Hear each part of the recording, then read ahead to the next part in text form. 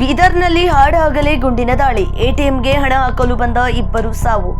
ಏನಿದು ಮಾಹಿತಿ ನೋಡೋಣ ಬನ್ನಿ. ಬೀದರ್ನ ಎಟಿಎಂಗೆ ಹಣ ಹಾಕಲು ಬಂದ ಎಸ್ಬಿಐ ಬ್ಯಾಂಕ್ ಸಿಬ್ಬಂದಿ ಮೇಲೆ ದುಷ್ಕರ್ಮಿಗಳು ಗುಂಡಿನ ದಾಳಿ ನಡೆಸಿರುವ ಘಟನೆ ಬೀದರ್ನ ಎಸ್ಬಿಐ ಮುಖ್ಯ ಕಚೇರಿಯ ಮುಂದೆ ನಡೆದಿದೆ. ಗುಂಡಿನ ದಾಳಿಯಲ್ಲಿ ಎಟಿಎಂಗೆ ಹಣ ತುಂಬಲು ಬಂದಿದ್ದ ಓರ್ವ ಸಿಬ್ಬಂದಿ ಸ್ಥಳದಲ್ಲೇ ಸಾವಿಗೀಡಾಗಿದ್ದು, ಅವರನ್ನು ಗಿರಿ ವೆಂಕಟೇಶ್ ಎಂದು ಗುರುತಿಸಲಾಗಿದೆ. ಮತ್ತೋರ್ವ ಸಿಬ್ಬಂದಿ ಶಿವಕುಮಾರ್ ಎಂಬುವರಿಗೆ ಗಂಭೀರ ಗಾಯಗಳಾಗಿದ್ದು, ಅವರನ್ನು ಆಸ್ಪತ್ರೆಗೆ ದಾಖಲು ಮಾಡಲಾಗಿತ್ತು. ಆದರೆ ಅವರು ಕೂಡ ಚಿಕಿತ್ಸೆ ಫಲಕಾರಿಯಾಗದೆ ಸಾವನ್ನಪ್ಪಿದ್ದಾರೆ ಎಂಬ ಮಾಹಿತಿ ಲಭ್ಯವಾಗಿದೆ. ಬ್ಯಾಂಕ್ ಹಾಗೂ ಎಟಿಎಂಗೆ ಹಣ ಹಾಕುವ ಪಿಎಸ್ಸಿ ವಾಹನದ ಮೇಲೆ ದಾಳಿ ನಡೆಸಿರುವ ದುಷ್ಕರ್ಮಿಗಳು ಎಟಿಎಂಗೆ ಹಣ ಹಾಕುವ ವೇಳೆ ಕಣ್ಣಿಗೆ ಕಾರದ ಪುಡಿ ಎರಚಿ ಗುಂಡಿನ ದಾಳಿ ನಡೆಸಿ 93 ಲಕ್ಷ ರೂಪಾಯಿ ಹಣ ದೋಚಿ ಪರಾರಿಯಾಗಿದ್ದಾರೆ.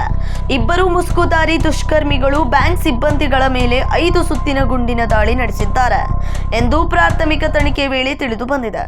ಘಟನಾ ಸ್ಥಳಕ್ಕೆ ಎಸ್ಪಿ ಪ್ರದೀಪ್ ಗುಂಡಿ ಭೇಟಿ ನೀಡಿ ಪರಿಶೀಲನೆ ನಡೆಸಿದ್ದಾರೆ.